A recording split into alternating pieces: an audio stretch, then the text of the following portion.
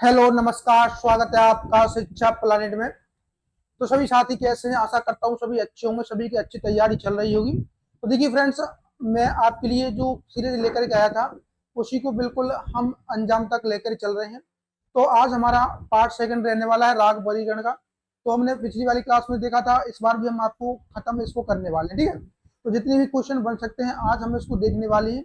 तो प्राचीन काल से लेकर के आधुनिक काल तक जितना भी आपका राग वर्गीकरण था, यानी कि आपका जाति गायन, ग्राम राग, दशबुद्धि राग वर्गीकरण, मेल राग वर्गीकरण, राग रागनी, ठाट राग वर्गीकरण, ये सब कुछ हम आपका 2 क्लासेस में देख चुके हैं। अगर आपने पिछली वाली क्लास को नहीं देखा है तो आप देख लीजिएगा। आपके लिए महत्वपूर्ण चीजें चलाई जा रही है जो कि आपके एग्जाम को ध्यान में रखते हुए और आपके एग्जाम में यहाँ से डायरेक्ट क्वेश्चन आपको देखने के लिए मिलेंगे। देखिए, मैं आपको क्वेश्चन स्टार्ट करने से पहले एक छोटी सी इन्फॉर्मेशन दे देता हूँ। जो हमारे प्यारे साथी जो हमारे प्यारे साथी चाहते हैं ऑल इन वन तैयारी करना, यानी कि सभी एग्जाम की तैयारी करना चाहते हैं कम फीस में, तो उनके लिए ब्रह्मास्त्र बैच स्टार्ट किया गया है। क्या? ब्रह्मास्त्र बैच से आप जुड़ करके हमारे जितने भी एप्लीकेशन पर कोर्सेज चल रहे हैं, जैसे कि आपका बीपीएससी टीआरई 3.0 का, बीपीएससी टीआरई 4.0 का और 3.0 के लिए स्टडी मटेरियल चल रहा है। तो सभी साथी बीपीएससी टीआरई 4.0 का कोर्स अपने अंजाम पर चल रहा है, सभी साथी कोर्स को ज्वाइन कर सकते हैं। और इसमें आपकी क्लासेस रेगुलर अब चल रही हैं। क्या? रेगुलर क्लासेस आपकी स्टार्ट हो गई है आपका एग्जाम को ध्यान में रखते हुए। इसी के साथ साथ अगर आप एनवीएस, केवीएस या फिर आप ईएमआरएस की तैयारी कर रहे हैं, इसके बाद आप अगर यूपी टीजीटी को टारगेट करना चाहते हैं जो कि आपकी आने वाली भर्ती है, या फिर आप एस्टेट देना चाहते हैं, क्या एस्टेट, इन सभी भर्ती परीक्षाओं की तैयारी कर रहे हैं, तो आपके लिए यह ब्रह्मास्त्र बैच बहुत ही ज्यादा रामबाण साबित होने वाला है। अगर आप इन सभी को लेने जाएंगे तो लगभग 5,000 रुपए की कॉस्ट पड़ेगी, जो कि आपको हम मात्र 2,500 रुपए में प्रोवाइड कर रहे हैं। हम चाहते हैं कि जो हमारे प्यारे साथी सभी भर्ती परीक्षाओं की तैयारी कर रहे हैं और चाहते हैं कि कम फीस में तैयारी हो जाए, अलग अलग कोर्स वो नहीं परचेज कर पा रहे हैं, तो आप सिर्फ एक ब्रह्मास्त्र बैच परचेज कर लीजिएगा। इसमें आपको इन सभी भर्ती परीक्षाओं की तैयारी आपको मिल जाएगी। और ये स्पेशली जो कोर्स आपके चलाए जा रहे हैं ना, वो आपको मिलेंगे, सेपरेट मिलेंगे, मिक्सअप आपको नहीं रहेगा, ठीक है। इसमें हम आपके लिए, आपको पता ही है कितना बेहतरीन कंटेंट देते हैं। आपको पता है जब यूट्यूब पर हम आपके लिए फ्री ऑफ कॉस्ट जो सीरीज स्टार्ट करते हैं उसको एंड करवाते हैं, यानी कि पेपर से पहले जो भी चीज हम लेकर के आते हैं वो आपके लिए सफिशिएंट रहता है, महत्वपूर्ण रहता है। तो हम पेड कोर्स में आपके लिए इससे भी बेहतर मेहनत के साथ, बेहतर कंटेंट के साथ, दुगुनी मेहनत के साथ आपको चीजें लेकर के आएंगे। तो जो साथी इंटरेस्ट है ज्वाइन कर सकते हैं, ठीक है। चलिए आगे हम बढ़ते हैं। थोड़ा सा मैं आपको बता दूं, बीपीएससी टीआरई 3.0 के लिए स्टडी मटेरियल हमने आपके लिए लॉन्च किया था। देखिए इसमें आपको क्या करना है, आपको देखिए एनसीईआरटी की पीडीएफ इसमें मिल जाएगी, जो हमारी एनसीईआरटी वाली चली थी, जो ये सीरीज चल रही है एमसीक्यू वाली सीरीज, इसकी पीडीएफ आपको मिल जाएगी।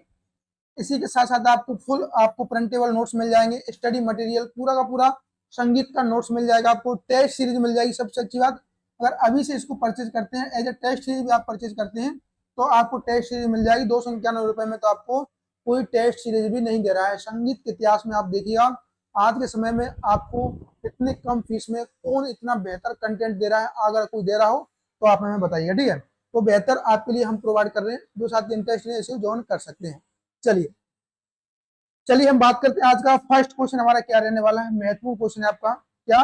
महत्वपूर्ण क्वेश्चन है, सभी प्यारे साथी इसका आंसर दीजिएगा। लोचन ने कितने संस्थान में अपने रागों को वर्गीकृत किया है? सभी प्यारे साथी बताइएगा।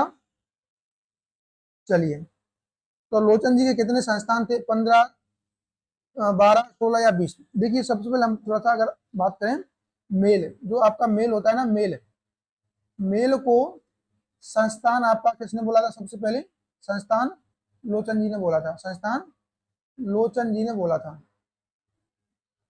लोचन जी ने बोला। ये आपका क्वेश्चन बन सकता है, ठीक है। तो संस्थान सबसे पहले किसने बोला था?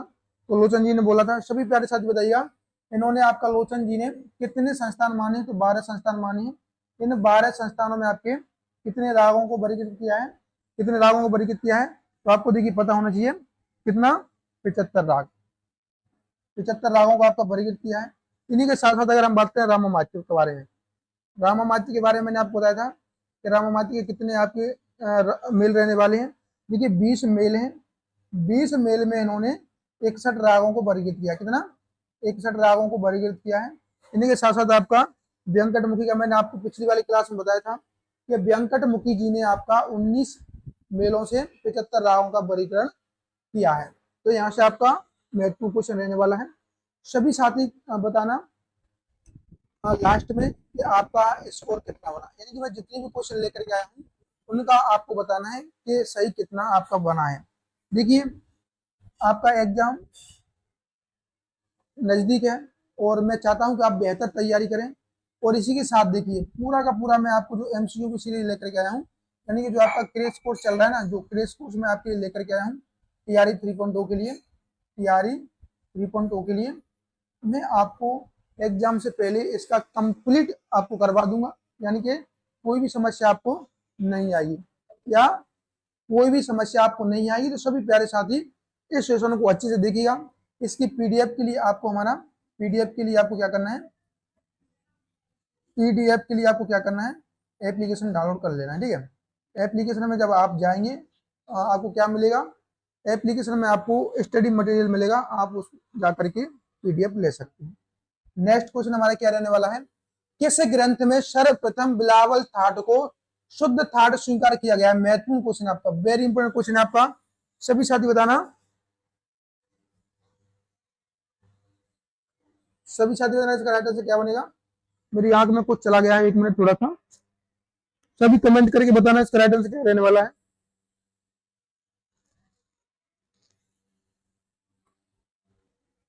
देखिए आपका जो बिलावल है, बिलावल को शुद्ध थाट सर्वप्रथम किसने माना, तो देखिए यह माना था आपका नगमात आसमी में, नागमात आसमी में माना था।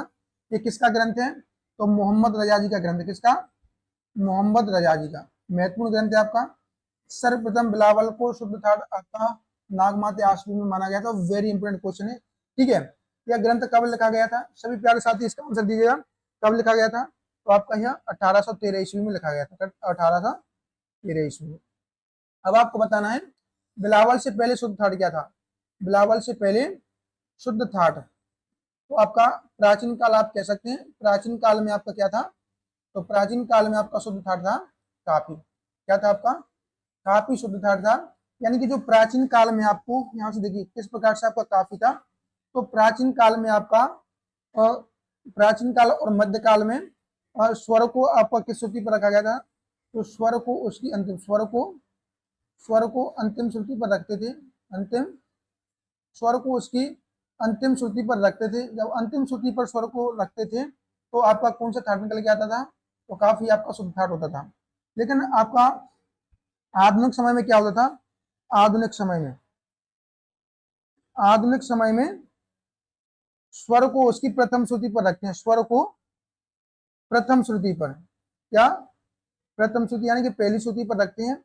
तो आपका कौन सा थाट निकल के आया है, तो आपका बिलावल थाट, क्या उसके बाद आपका बिलावल शुद्ध थाट होता है, बिलावल, बिलावल शुद्ध थाट होता है आपका,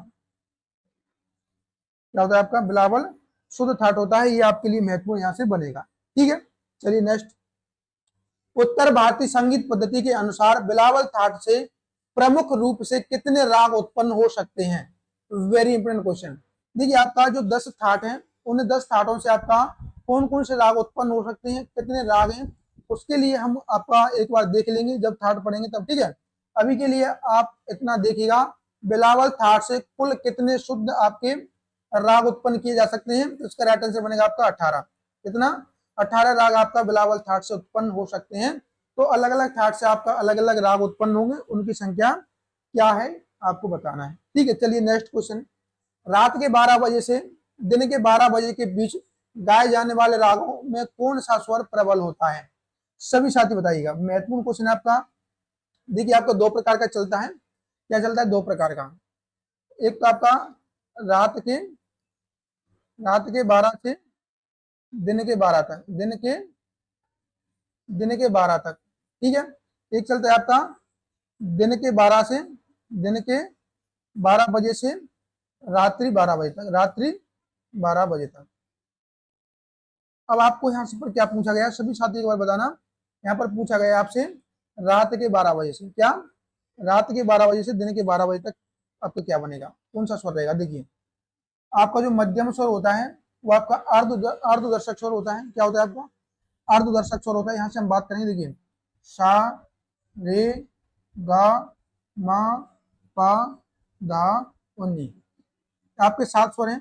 तो यहाँ से देखिए आपको सा रे गा यहाँ पर दिखाई दे रहा है, म प धा नी आपका देखिए आपको क्या दिखाई दे रहा है, 3 स्वर आपको दिख रहे हैं। 3 स्वर आपका इधर, 3 स्वर आपका इधर। तो मध्य में आपका क्या है? अर्ध दर्शक स्वर है। ये आपका क्या है? अर्ध अर्ध दर्शक स्वर। तो अर्ध दर्शक स्वर आपका मध्य में, यही आपका समय को निर्धारित करता है। क्या करता है आपका? अर्ध दर्शक स्वर समय को निर्धारित करता है। राग में क्या समय होगा, समय का निर्धारण आपका यही करता है, निर्धारण आपका यही करता है। तो किस प्रकार से समय का निर्धारण करता है? दिन और रात के आधार पर। क्या? दिन और रात के आधार पर। दिन और रात के आधार पर। तो ये आपका निर्धारण करता है मध्यम स्वर। तो इसे आपका अर्धदशक स्वर कहते हैं। अब यहाँ से आपका दिन के समय पर आपका क्या रहेगा? दिन में आपका, दिन में आपका शुद्ध मध्यम प्रबल होता है। शुद्ध मध्यम, क्या? शुद्ध मध्यम आपका क्या होता है? प्रबल होता है। रात में क्या होता है? रात में आपका तीव्र मध्यम प्रबल होता है। तीव्र म प्रबल होता है। तो इस प्रकार से आप सभी साथी देखेंगे कि आपका किस प्रकार से जो समय सिद्धांत बनेगा, जिसमें आपका जो मध्यम है वो आपका रहेगा। देखिए तो यहाँ पर क्या बनेगा? रात के 12 से दिन के 12 बजे तक। रात के 12 पर आपका क्या बन जाता है? एएम हो जाता है। और दिन के 12 तक क्या चलता है आपका? एएम। तो आपका जो एएम होगा ये दिन कहलाएगा। तो दिन में आपका क्या होता है? शुद्ध मध्यम प्रबल होता है। क्या? शुद्ध मध्यम प्रबल होता है। सभी साथी बताएंगे, शुद्ध मध्यम प्रबल होता है। आपका दिन के 12 के बाद, दिन के 12 के बाद क्या होता है? दिन के 12 के बाद आपका पीएम स्टार्ट हो जाता है। तो आपका रात का समय यहाँ से आपका स्टार्ट हो जाता है, रात के 12 बजे तक। तो इसमें आपका क्या होगा? इसमें आपका क्या होगा? इसमें आपका रहेगा तीव्र मध्यम प्रबल। क्या? तीव्र मध्यम प्रबल। ठीक है, तीव्र मध्यम प्रबल आपका रहेगा। तो यहाँ से इसका राइट आंसर क्या निकल के आएगा? आपका शुद्ध मध्यम रहेगा। रात के 12 बजे से दिन के 12 बजे के मध्य में आपका शुद्ध मध्यम प्रबल रहेगा। ठीक है, सभी साथी बताएंगे, चीजें क्लियर हैं? चलिए नेक्स्ट बात करते हैं। देखिए आपका जो रात के 12 से दिन के 12 बजे तक होता है, इसको क्या कहते हैं? इसको आपको क्या बोला जाता है? सभी साथी बताएंगे इसको क्या कहते हैं? इसको आपको उत्तरांग कहते हैं। क्या? उत्तरांग। ठीक है, दिन के 12 से रात के 12 बजे तक आपको पूर्वांग कहते हैं। पूर्वांग। नेक्स्ट, मतंग ने अपने देसी रागों को कितने भागों में विभाजित किया गया है? मतंग ने देसी रागों को कितने भागों में विभाजित किया गया है? 4, 3, 7 और 2। महत्वपूर्ण क्वेश्चन है आपका, वेरी इंपोर्टेंट क्वेश्चन है। सभी प्यारे साथी इसका आंसर दीजिएगा। मतंग, देखिए देसी राग आपका कितना होता है मतंग जी के अनुसार? आपको बताना है। सारंग देवी का, सारंग देव जी के अनुसार कितना है? कितना देसी राग है मतंग के अनुसार? ठीक है, यहाँ पर सारंग देव। सभी साथी बताएंगे मतंग जी ने आपका कितने माने हैं, कितने देसी राग माने हैं? सभी साथी बताइएगा। महत्वपूर्ण क्वेश्चन है आपका, क्या रहने वाला है? वेरी इंपोर्टेंट क्वेश्चन है आपका, सभी साथी बताना। चलिए देखिए मतंग जी ने कितना माना है यहाँ पर, सभी साथी बताना। महत्वपूर्ण क्वेश्चन है आपका। बिल्कुल आंसर दीजिएगा सभी साथी। मैं पानी थोड़ा पी लेता हूँ। मतंग जी ने कितने आपके शुद्ध, सॉरी आपका देसी राग माने हैं? सभी साथी बताना इसका राइट आंसर क्या बनेगा।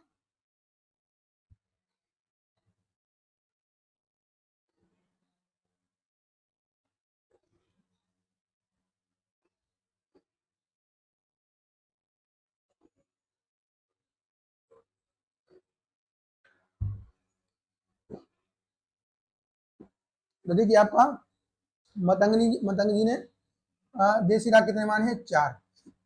आपको पता है क्या क्या माना है आपका? देसी में आपका क्या क्या रहने वाला है? देसी में आपका क्या क्या रहने वाला है? भाषा, विभाषा, अंतर्भाषा। क्या? रागांग, भाषांग, क्रियांग, उपांग। रागांग, भाषांग, क्रियांग और आपका उपांग। ये किस में रखा गया है मतंग जी ने? ये आपका देसी रागों में। क्या? देसी रागों में रखा है। ठीक है, देसी। अगर हम बात करते हैं आपका मार्गी के बारे में, तो मार्गी, मार्गी में किस प्रकार से रखा है? तो मार्गी में उन्होंने रखा है, देखिए ग्राम राग, क्या रखा है? ग्राम राग, उपराग, राग, भाषा, विभाषा, अंतरभाषा। तो ये आपका क्या रखा है, तो इनको उन्होंने रखा है मार्गी में। क्या? मार्गी में। तो आपका मार्गी और देशी में इस प्रकार से उन्होंने विभाजन किया है। तो आपका क्या इसका राइट आंसर बनेगा? मतंग ने देशी रागों को कितने वर्गों में, भागों में विभाजित किया है? तो देशी रागों को उन्होंने 4 भागों में विभाजित किया है। यहाँ से महत्वपूर्ण आपका क्वेश्चन बनेगा। ये क्या बनेगा? महत्वपूर्ण क्वेश्चन, जो कि मैंने आपको पिछली वाली क्लास में भी ये बता चुका हूँ। ठीक है, चलिए नेक्स्ट। रागांग वर्गीकरण की रचना किसने की थी? वेरी इंपोर्टेंट क्वेश्चन, स्टार लगा लीजिए, डबल स्टार। ठीक है, ये क्वेश्चन आपका हर बार एग्जाम में पूछा जाता है। रागांग वर्गीकरण की रचना किसने की? ठीक है, रागांग वर्गीकरण की रचना किसने की थी? नारायण मौलेश्वर खरे जी ने। तो रागांग, अब यहाँ से आपको पूछना है कि रागांग होते कितनी है। तो रागांगों की संख्या कितनी थी आपकी? जो रागांग राग है आपका, रागांग राग कितनी है? 30। रागांग राग क्या होता है? देखिए जिस प्रकार से आपका, देखिए आप ऐसे लगेंगे, आप इस प्रकार से देखेंगे चीजों को, क्या देखेंगे? ग म रेशा, क्या? ग म रेशा। यहाँ पर आपका क्या निकल के आता है? एक स्वर, आपकी स्वरावली निकल के आती है। तो आप इसे कह सकते हैं एक रागांग। इसी के बाद आपका म ग रेशा, म ग रेशा, ये भी आपका स्वरावली बनता है। तो इस प्रकार से आपका 30 स्वरावली निकल के आती है, जिन्हें आपका 30 रागांग बोलते हैं। इन्हीं 30 रागांगों से आपके आज के समय पर जितने भी आपके राग हैं, इन्हीं में से आपके रहने वाले, इन्हीं में से आपका स्वरावली बनता है। तो ये इन्हीं रागांगों के अंग है सभी के सभी। तो यहाँ से महत्वपूर्ण क्वेश्चन आपका बनेगा कि रागांग वर्गीकरण की रचना किसने की थी? तो नारायण मौलेश्वर खरीज ने की थी। ठीक है, चलिए। सोमनाथ ने अपने अन्य रागों को कितने ठाटों में वर्गीकृत किया गया है? सोमनाथ जी के बारे में आपको पता हुआ है कि मेल कितनी है, ठाट कितनी है?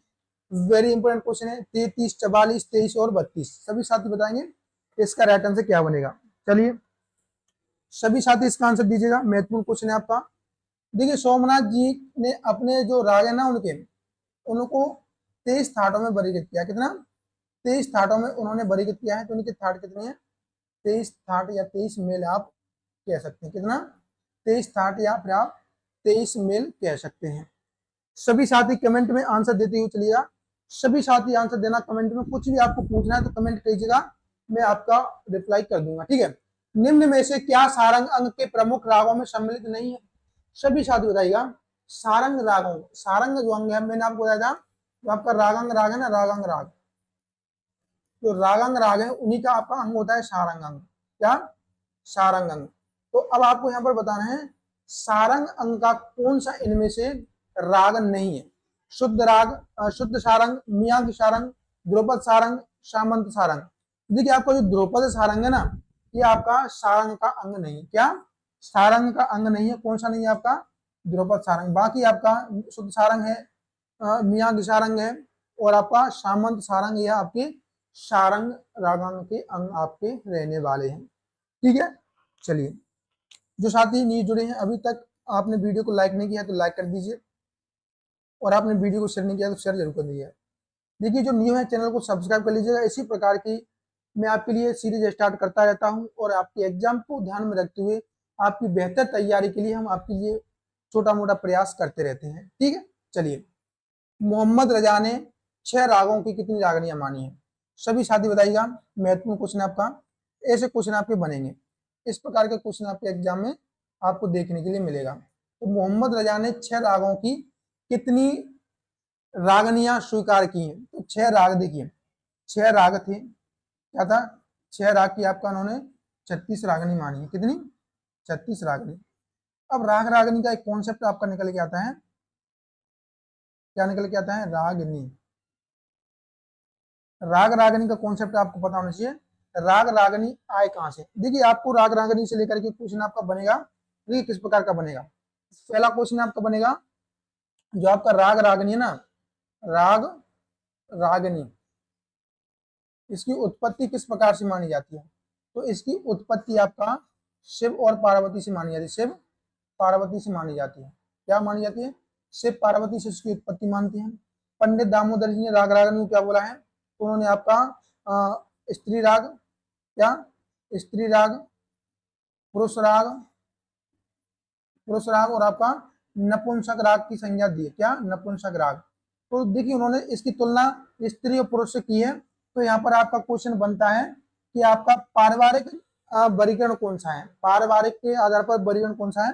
तो इनके आधार पर आपका जो राग रागनी वर्गीकरण है ये आपका किस प्रकार का वर्गीकरण बनता है, पारिवारिक वर्गीकरण। पारिवारिक कैसा वर्गीकरण, आपका पारिवारिक वर्गीकरण का क्वेश्चन बन सकता है, आगे आपका आ सकता है। ठीक है, आपका पारिवारिक वर्गीकरण भी इसको बोला जाता है। अब देखिए यहाँ से आपका जो शिव और पार्वती से कैसे आपका निकला, देखिए शिव जी की आपका शिव जी के 5 मुख थे, कितने, 5 मुख थे। उन 5 मुखों से आपका राग उत्पन्न हुआ है।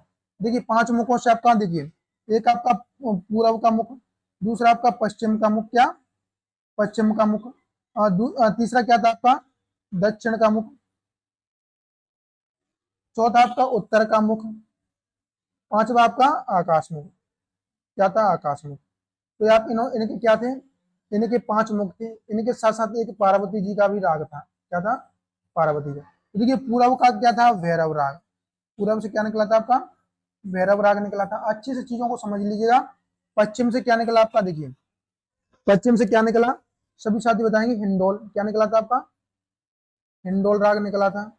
ठीक है, दक्षिण से आपका दीपक राग, उत्तर से आपका, उत्तर से क्या था आपका मेघ राग। ठीक है, आकाश से आपका श्री राग। पार्वती जी का कौन सा था कौशिक था। ठीक है, क्या था आपका कौशिक था, कौशिक। तो इस प्रकार से आपके 6 राग आपको यहाँ पर दिख रहे हैं, 1 2 3 4 5 6। इन्हीं 6 रागों से आपका रागनियां उत्पन्न हुई, यानी कि राग रागनी में आपका यही 6 प्रयोग किए जाते हैं। अब यहाँ से देखिए इनको लेकर के एक और आपका चीज रहता है, क्या रहता है कि जो आपका पूरा पश्चिम और उत्तर दक्षिण आपका जो 6 राग निकले हैं ये आपके 2 मतों में प्रयोग होते हैं। इनके इन्हीं प्रकार से आपका 6 और निकले थे, वो आपके 2 मतों में होते हैं। तो यहाँ से आपका जो राग रागनी वर्गीकरण का जो कॉन्सेप्ट निकल के आता है वो शिव और पार्वती से निकल के आता है। आपका पंडित दामोदर जी ने क्या बोला है, पंडित दामोदर जी आप कह सकते हैं, पंडित पंडित दामोदर जी ने आपका स्त्री राग पुरुष राग और नपुंसक राग की संज्ञा इसको दी है। ठीक है, तो इस प्रकार से इसका रेफरेंस क्या रहने वाला है, मोहम्मद रजा ने 6 रागों को कितनी रागनियां मानी है, तो आपका 36 रागनियां मानी है। ठीक है, चलिए कुछ भी यहाँ पर आपको कन्फ्यूजन हो तो पूछ लीजिएगा। ठीक है, कुछ भी आपको कन्फ्यूजन हो तो आप पूछ लेना, मैं आपको नेक्स्ट क्लास में रिप्लाई दे दूंगा। ठीक है, सभी साथी बताएंगे चीजें क्लियर है, कुछ भी समस्या हो तो आप पूछ सकते हैं। निम्नलिखित में से क्या कलिनाथ मत द्वारा वर्णित श्री राग की रागनी है, सभी साथी बताएगा श्री राग की कौन कौन सी रागनी है। ऐसा क्वेश्चन आपका बनता है, पिछली बार बीपीएससी में आया था, बीपीएससी में क्वेश्चन ऐसा बना था, तो इस बार भी आपका आ सकता है। भैरवी गौणगिरी मथुरा धवल। देखिए अगर हम देखें आपका, अगर हम देखें कलिनाथ मत में आपका, कलिनाथ मत क्या कलिनाथ मत, देखिए आपके मत कितने हैं, 4 मत हैं आपका, राग रागनी के 4 मत हैं। कलिनाथ मत, शिव मत, इसे आपका सोमेश्वर मत कहते हैं, सोमेश्वर मत कहते हैं। ठीक है, कलिनाथ मत को आपका कृष्ण मत कहते हैं, क्या कृष्ण मत कहते हैं।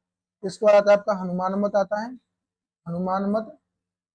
इसके बाद आता है आपका भरत मत। ठीक है, भरत मत। तो यहाँ पे 4 मत हैं, ये 4 मत आपके रहने वाले महत्वपूर्ण। हनुमान मत और भरत मत में आपका 6 राग और आपका 30 रागनी है, कितना 6 राग और 30 रागनी है। तो शिव मत और कृष्ण मत में आपका 6 राग की आपकी 36 रागनी है। ठीक है, 6 36। अब यहाँ से आपसे क्या पूछा है, यहाँ आपसे पूछा है श्री राग की रागनी है। तो सभी साथी एक बार बताइएगा श्री राग की रागनी, श्री राग की रागनी कौन कौन सी है। तो अब जो 6 रागनी है उस पर हम थोड़ा सा चर्चा करते हैं, क्या थोड़ा सा चर्चा करेंगे। सभी साथी एक बार यहाँ पर हमारा साथ दीजिएगा। चलिए आपका कौन कौन सी रहने वाली है, महत्वपूर्ण आपका क्वेश्चन बनेगा। देखिए क्या आपका गौरी, गौरी आपका रहने वाला है, गौरी लिख लीजिएगा। गौरी, कोलाहल, धावल, कोलाहल, कोलाहल, कोलाहल, धवल। ठीक है, इसके बाद आपका क्या बनेगा, धवल के बाद आपका बनेगा बरोराज्य, बरोराज्य कितना हो गया आपका 4। इसके बाद आपका क्या बनेगा मालकोंस आपका देवगंधा, मालकोंस, मालकोंस आपका मालकोंस के बाद देवगंधार, देवगंधार। देखिए आप यहाँ पर देखिएगा, श्री राग की रागनियां गौरी, कोलाहल, धवल, बरोराजी, मालकोंस और देवगंधा। तो यहाँ पर इसका राइट आंसर क्या निकल के आएगा, सभी साथी एक बार बताइएगा। इसका राइट आंसर आपका धवल बनेगा। क्या बनेगा आपका, धवल। ठीक है, धवल इसका राइट आंसर रहेगा। श्री राग की रागनी आपका देखिए धवल है। तो इस प्रकार से आपको याद करना है, इस प्रकार से आपको चीजें याद करते हुए चलना है। ठीक है, चलिए नेक्स्ट। दामोदर कृत संगीत दर्पण राग रागनी वर्गीकरण के लिए कितने मत प्रस्तुत किए हैं?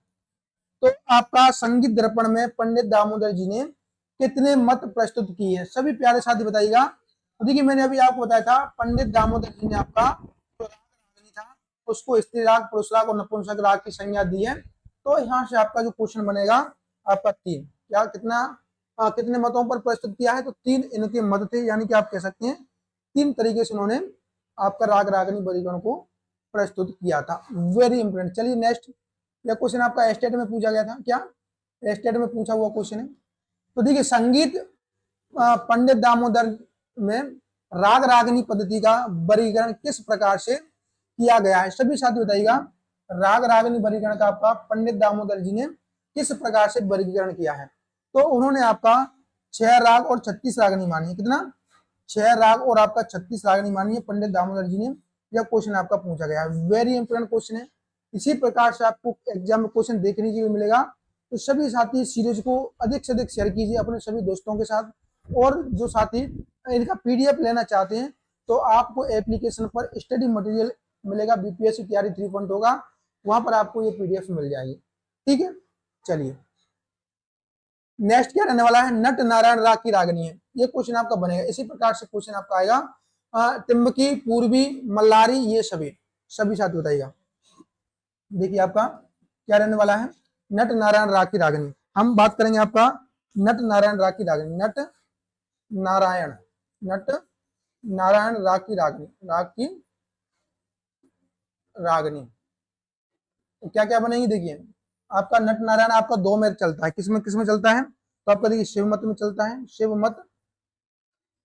मत में चलता है, और आपका कृष्ण मत में। अब यहाँ से आपको दिमाग में भर रहा होगा इस तरह हम फिर किस प्रकार से देखेंगे नट नारायण की रागनी किसकी है। देखिए आपको दोनों के बारे में पता होना चाहिए, दोनों की रागनी के बारे में आपको पता होना चाहिए। बस आपको देखिए एक ही आपका जो राग होगा ना, एक ही जो मत होगा उसी से आपका ऑप्शन मिलेगा, दूसरे से नहीं मिलेगा। तो देखिए आपका हम यहाँ पर देखते हैं तिम्बकी, क्या देखते हैं आपका तिम्बकी,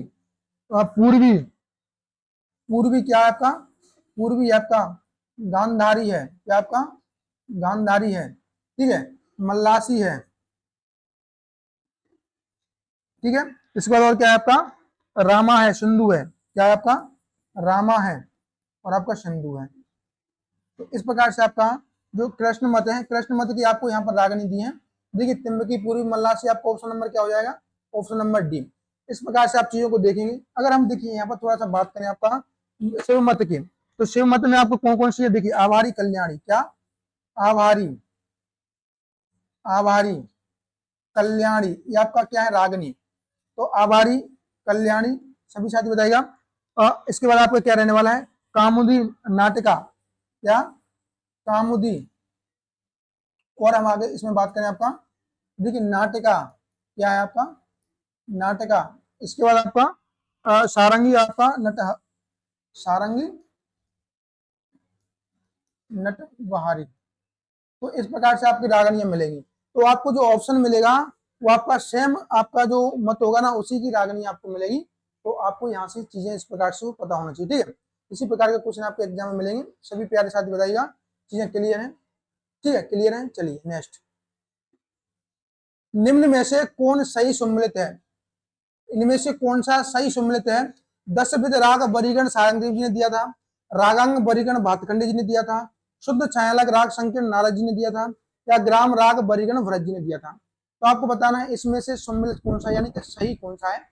मैं आपको कंप्लीट इनके बारे में डिस्कस कर चुका हूं। तो आपका इनमें सम्मिलित कौन सा है, तो 10 विध राग वर्गीकरण किसने दिया था, तो सारंगदेव जी ने दिया था। मैंने पिछली क्लास में आपको बताया था 10 विध राग वर्गीकरण आपका सारंगदेव जी का यहाँ पर रहने वाला है। चलिए, निम्न में से कौन सी सम्मिलित है, निम्न में से आपको सम्मिलित बताना है। शुद्ध राग दो रागों का मिश्रण होता है।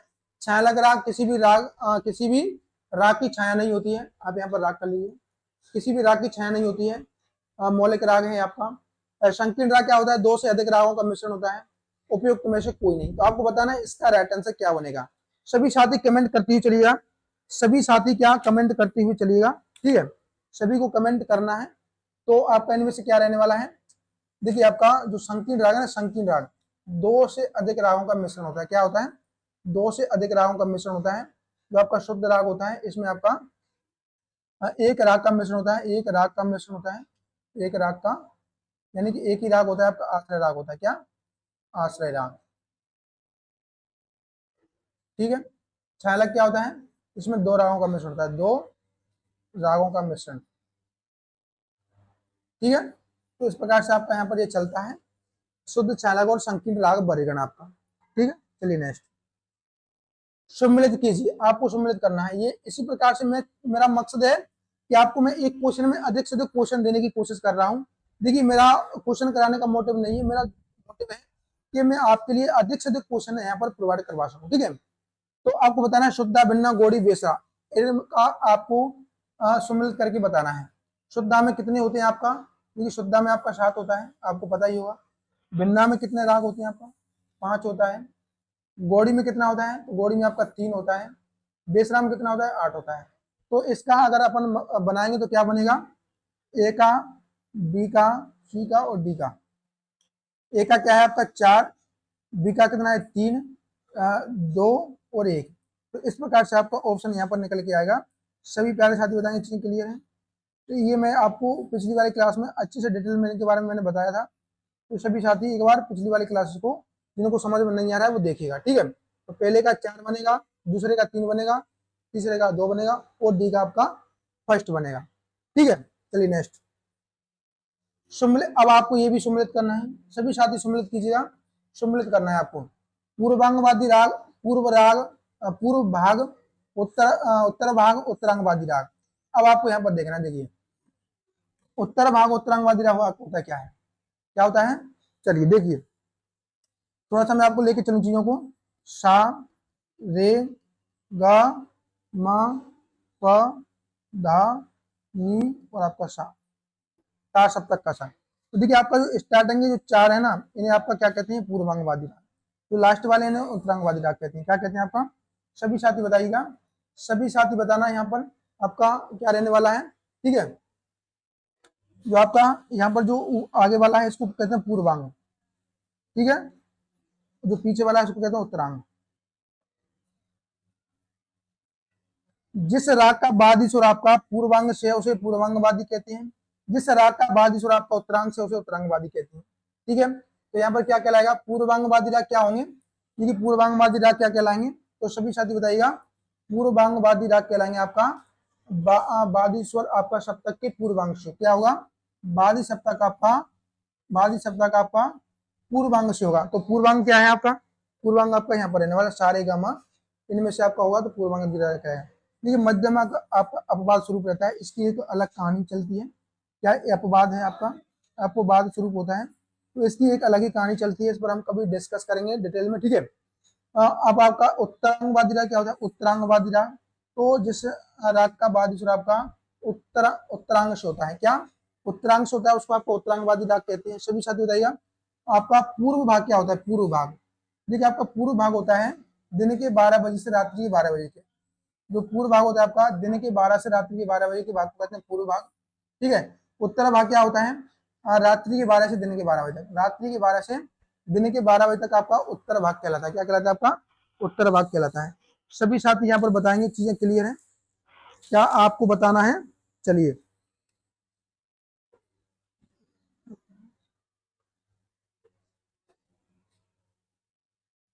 ठीक है,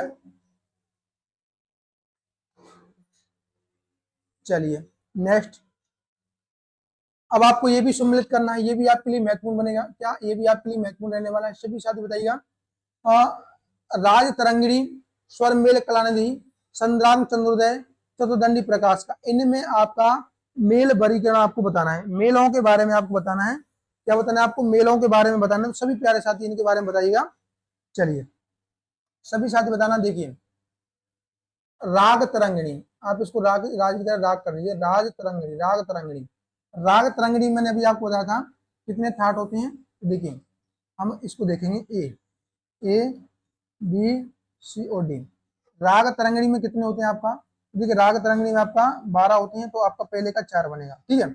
स्वर मेल कलानिधि में कितने होते हैं आपका, स्वर मेल कलानिधि में आपका रामामात्य के मैंने अभी आपको बताए थे 20 होते हैं, तो इसको क्या बोलेंगे आपका 3, ठीक है। संद्रांग चंद्रोदय यानी कि आपका क्या रहता है, तो इनके रहते हैं आपका रामावती जी के 19, तो इसका क्या बनेगा दूसरा। चतुर्दंडी प्रकाश का यानी कि आपका वेंकटमुखी कितने हैं आपका 72, ठीक है, कितना 72। तो इस प्रकार से इसका राइट आंसर क्या बनेगा 4 3 2 1। यहाँ पर आप 72 ना लिख करके, 72 ना लिख करके आप 1 लिखिएगा, ठीक है, 1। इस प्रकार से आपका रहेगा, इस प्रकार से आपका टेबल निकल के आएगा। पहले का चौथा राग तरंगिणी यानी कि आपका लोचन जी ने 12 माने हैं, स्वर मेल कलानिधि में रामावती जी ने 20 माने हैं, संद्रांग चंद्रोदय आपका पुंडरीक विठल जी ने आपको कितना माना है, तो सभी साथी हो जाएगा 19, ठीक है। चलिए नेक्स्ट, संगीत रत्नाकर में 5 गीतियों से कितने ग्राम राग बने हैं, तो आपका 5 गीतियों से कितने ग्राम राग माने हैं संगीत रत्नाकर में, तो 5 गीतियों से आपको मैंने बताया था 30 ग्राम राग माने, कितने माने हैं, तो गीतियां आपकी 5 थी, शुद्धा भिन्ना गौड़ी बेसा साधारणी, इससे आपका 30 ग्राम रागों की चर्चा यहाँ पर हुई है। कितने ग्राम रागों की, 30 ग्राम रागों की चर्चा यहाँ पर आपकी हुई है। नेक्स्ट, मतंग ने भाषा के अंतर्गत कितने राग माने हैं, वेरी इंपोर्टेंट क्वेश्चन, सभी साथी इस पर स्टार लगा लीजिए, सभी साथी स्टार लगा लीजिएगा, ठीक है। मतंग ने भाषा के अंतर्गत कितने राग गिनाए हैं, 16 20 6 या 9, सभी साथी इसका आंसर दीजिएगा, महत्वपूर्ण क्वेश्चन आपका, वेरी इंपोर्टेंट क्वेश्चन, सभी साथी बताना इसका राइट आंसर क्या बनेगा, महत्वपूर्ण क्वेश्चन है आपका। चलिए देखिए आपका मतंग जी ने भाषा के अंतर्गत कितने राग माने हैं, 6 राग। देखिए हम बात करेंगे आपका मतंग भाषा राग, ठीक है, क्या बात करें आपका भाषा राग, तो मतंग जी ने भाषा राग कितने माने हैं, तो मतंग जी ने आपके 6 माने हैं। लेकिन यहाँ पर हम देखिए और कलाकारों के बारे में बात करेंगे, कश्यप जी के बारे में बात करें, क्या कश्यप जी, तो कश्यप जी ने भाषा राग कितने माने हैं, सभी साथी बताना कितने माने हैं 12, कितने माने हैं 12, सभी साथी बताएगा। शार्दुल ने कितने माना है, क्वेश्चन आपका बन सकता है, शार्दुल जी ने कितना माना है, सभी साथी बताना 4। सारंगदेव जी ने कितना भाषा राग माना है, सारंगदेव जी ने भाषा राग कितना माना है, सभी प्यारे साथी बताना 15। तो ये आपके भाषा रागों की संख्या आपकी यहाँ पर रहने वाली है। मतंग जी ने आपका 6 माना है, कश्यप जी ने 12 माना है, शार्दुल जी ने 4 और आपका सारंगदेव जी ने 15। तो इस प्रकार से आपका क्वेश्चन आ सकता है कि मतंग जी के अनुसार भाषा रागों की संख्या कितनी रहने वाली है, तो क्या रहेगा इसका राइट आंसर आपका 6, ठीक है। चलिए नेक्स्ट, मेल पद्धति किस शताब्दी में आरंभ हुई थी, मेल पद्धति, तो मैंने आपको पिछली वाली क्लास में बताया था जो आपकी मेल पद्धति है किसकी रहने वाली है, मध्य युग की, यानी कि आपका जो प्राचीन काल था, मध्यकाल था और आधुनिक काल था, तो आपका मध्यकाल का था। तो आपका मेल पद्धति किस सन में आई थी, किस शताब्दी में आई थी, तो आपका 13वीं शताब्दी में आई थी, कौन सी में आपका, तो इसका राइट आंसर बनेगा आपका 13वीं शताब्दी, ठीक है। चलिए नेक्स्ट, मेल पद्धति का आरंभ किसने किया था, वेरी इंपोर्टेंट क्वेश्चन, आचार्य बृहस्पति, महर्षि भरत, वेंकटमुखी, विद्यारण्य, सबसे महत्वपूर्ण क्वेश्चन आपका, सभी साथी बताइएगा मेल पद्धति का आरंभ किसने किया था, आचार्य बृहस्पति, महर्षि भरत, वेंकटमुखी या फिर विद्यारण्य। तो देखिए मैं आपको बता दूं, जो सबसे पहले आपका मेलों के बारे में जो जानकारी आपकी मिलती है किसके द्वारा मिलती है, तो आपका किसने दिया था आपका, तो सबसे पहले आपका दिया था विद्यारण्य जी ने, ठीक है, किसने दिया था, विद्यारण्य जी ने। चलिए नेक्स्ट,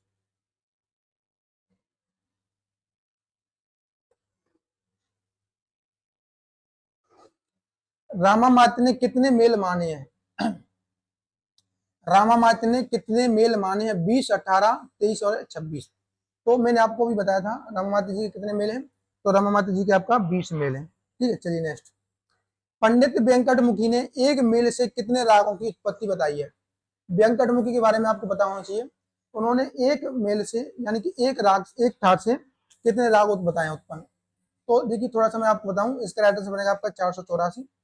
देखिए किस प्रकार से, एक राग से 484 किस प्रकार से बनती है? आपको पता है राग की जाति क्या है? राग जाति के बारे में आपको पता होगा। राग जाति के बारे में आपको पता होगा। तो आपकी राग कितनी जाति है? 3 मुख्य जाति हैं। संपूर्ण, क्या आपका संपूर्ण, साड़व और आपका ओड़व। साड़ और आपका ओड़व। देखिए संपूर्ण में आपका 7 स्वर होता है, साड़ा में आपका 6 स्वर होता है, ओड़व में आपका 5 स्वर होता है। तो अब आपसे यहाँ से देखिए क्वेश्चन बनेगा, आपका जो संपूर्ण जाति है इससे कितने राग उत्पन्न होंगे? राग आपका उत्पन्न होगा एक, एक राग उत्पन्न होगा, उत्पन्न राग, ठीक है, एक राग उत्पन्न होगा। साड़व से आपका कितना होगा? तो आपका 6 होगा। ओड़व से आपका कितना होगा? तो 15।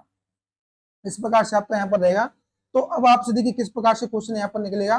जो आपका ओड़व जाति है ना, ओड़व, क्या ओड़व, तो ओड़व से आपकी 3 जातियां उपजाति बनेंगी, ओड़व ओड़व, क्या ओड़व ओड़व, ओड़व साड़व, ओड़व ओड़व, ओड़व साड़व और आपको ओड़व संपूर्ण, क्या ओड़व संपूर्ण। ओड़व संपूर्ण आपका ये बनेगा 3 उपजातियां।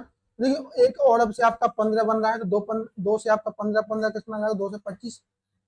एक ओड़व से आपका 15 बन रहा है, साड़व से 6 बन रहा है, तो 15 छक्का 90 हो जाएगा। एक ओड़व से आपका 15 बन रहा है, एक साड़व से आपका 1 बन रहा है, तो 15 हो जाएगा। यानी कि आपका जो ओड़व उपजाति है इसी से आपका कितना हो गया? आप इसको ऐड करेंगे तो आपका 0 हो जाएगा।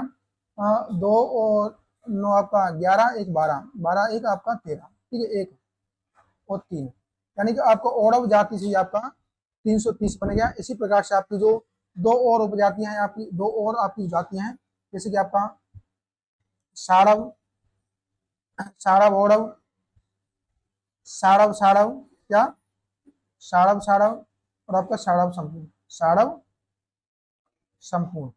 तो अब यहाँ से भी आपका इसी प्रकार से देखिए 90 हो जाएगा, 6 से 36 हो जाएगा और आपका 6 हो जाएगा। तो आप इसे ऐड करेंगे। इसी प्रकार से आप जब संपूर्ण की निकालेंगे, क्या जब संपूर्ण की निकालेंगे तो संपूर्ण संपूर्ण का बनेगा आपका 1, ठीक है।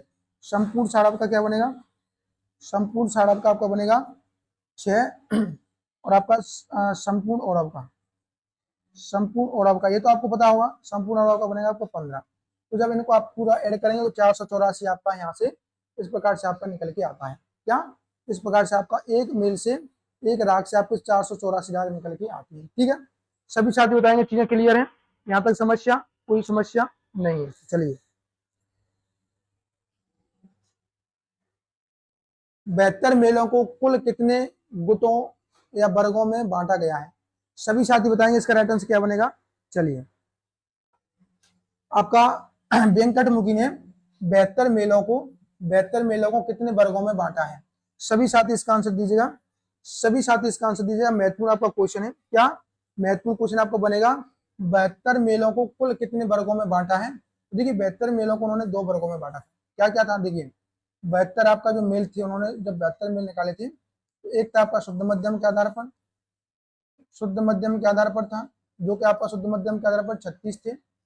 इस दूसरा था आपका तीव्र मध्यम, क्या तीव्र मध्यम, तीव्र मध्यम के आधार पर कितना? 36 था। तो इस हिसाब से आपका टोटल कितना निकल के आता है? तो टोटल आपका 72 थाट बनता है, कितना? 72 थाट। तो 72 थाट आपका 2 प्रकार से था, व्यंकटमुखी का चतुर्दंडी प्रकाश काम है, जो कि आपके एग्जाम के दृष्टिकोण से बहुत ही ज्यादा महत्वपूर्ण यहाँ पर बनता है, कितना वेरी इंपोर्टेंट आपका बनेगा। तो इस प्रकार से आज का हमारा सेशन यहीं पर कंप्लीट होता है। देखिए आगे मैं आपके लिए क्या करने वाला हूं, आगे मैं नंबर ऑफ क्वेश्चन की संख्या बढ़ाऊंगा, क्या नंबर ऑफ क्वेश्चन की संख्या बढ़ाने वाला हूं, क्योंकि अब आपका एग्जाम नजदीक है। तो मैं चाहता हूं कि आपका अच्छे से रिवीजन हो और सारे के सारे क्वेश्चन आपके डिस्कस हो जाए। तो आगे हम आपका 25 क्वेश्चन ना रख करके आपका लगभग 40 भी हो सकता है, किसी में 45, किसी में 35, तो यानी कि टॉपिक के हिसाब से हम रखेंगे, जितना क्वेश्चन बन सकता है उनको हम लेकर के आएंगे। तो सभी साथी सेशन को शेयर कर दीजिए करें और वीडियो को लाइक कर लेना। अगर आपने अभी तक चैनल को सब्सक्राइब नहीं किया है तो सब्सक्राइब कर लीजिए। इसी प्रकार से हम आपका और हमारा सफर जारी रहेगा एग्जाम तक, ठीक है। जो साथी चाहते हैं हमारे साथ तैयारी करना और हमारे साथ जुड़ करके तैयारी करना चाहते हैं, तो मैं आपको बता दूं, हमने आपके लिए ब्रह्मास्त्र बैच लॉन्च कर दिया है। इसमें आपके लिए कंप्लीट जितनी भी आपकी वैकेंसी आने वाली है म्यूजिक की 2024 में, उन सभी का हम आपके लिए क्या करने वाले हैं, कोर्स करवाने वाले हैं, तैयारी करवाने वाले हैं। तो सभी साथी हमारे साथ जुड़ करके ब्रह्मास्त्र बैच से जुड़िएगा। इसका आपको 2500 रुपये वन टाइम में पेमेंट करना है। इन सभी भर्ती परीक्षाओं की आप तैयारी हमारे साथ जुड़ करके कर सकते हैं। BPSC, NVS, CMRS, KVS, BPS. आप सेपरेट बैच भी ले सकते हैं। बीपीएससी का सेपरेट बैच चल रहा है, एनवीएस, केवीएस, सीएमआरएस का सेपरेट बैच चल रहा है, और आपका यूपी टीजीटी का जब भर्ती आएगी तो इस पर भी हम बैच लेकर के आने वाले हैं। तो आप हमारे साथ जुड़ करके बेहतर से बेहतरीन तैयारी हम करने वाले हैं। सभी साथी जो इंटरेस्टेड है, एप्लीकेशन को डाउनलोड कर लीजिएगा। शिक्षा प्लानेट का एप्लीकेशन है, आपको प्ले स्टोर पर मिल जाएगा, लिंक आपको डिस्क्रिप्शन में मिल जाएगी। तो सभी साथी एक बार चेकआउट जरूर कीजिएगा। चलिए आज के सेशन में इतना देखते हैं। आशा करता हूँ आपको अच्छा लगा होगा। सभी साथी अपना ख्याल रखिएगा, अच्छे से तैयारी कीजिएगा। मिलते हैं नेक्स्ट सेशन में, जब तक के लिए जय हिंद, जय भारत।